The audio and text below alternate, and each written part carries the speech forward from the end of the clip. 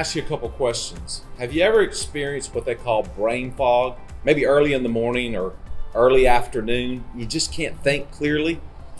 Well, what about this? Have you ever experienced fog on your windows when you're driving your car? That can be so frustrating. And you think, how do I get rid of this? Some people try to cut the air conditioner on or crack a window or cut on the defrost. Do something though, clear the windows so you can see clearly. Well, what about a spiritual fog? Is that a real thing?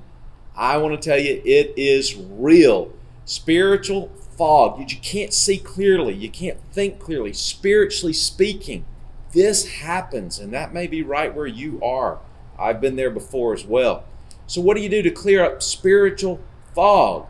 Well, the only way to clear it up that I'm aware of is to have spiritual restoration.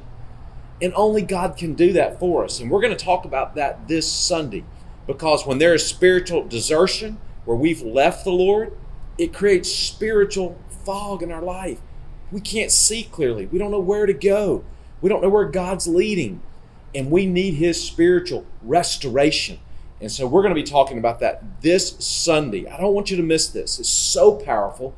It's so encouraging to see how Jesus restored Peter's life. And I want to expect that God's going to do that in my life, because He will, and He'll do it in your life as well. Let me ask you a question. Have you ever tried to drive your car in the wintertime and the windows are iced up? What do you do about that? Let me give you a very practical tip. Get you a spray bottle, put 70% of rubbing alcohol in that, 30% of water, spray it on the ice, and watch it disappear.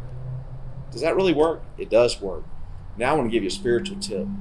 What do you do for spiritual fog? I'll tell you what you do. You take 100% of God's truth and God's grace, and you put it on a broken heart, and the fog will disappear.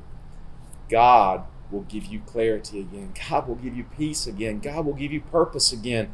And that's what we need. That's what Peter needed. That's what Jesus gave him. There's a verse over in 1 John chapter 1, verse 9 that most of us know, but we need to take it to heart. And here's what it says. If we confess our sins, He is faithful and just and will forgive us our sins and purify us from all unrighteousness. That's the faithfulness of God in our lives.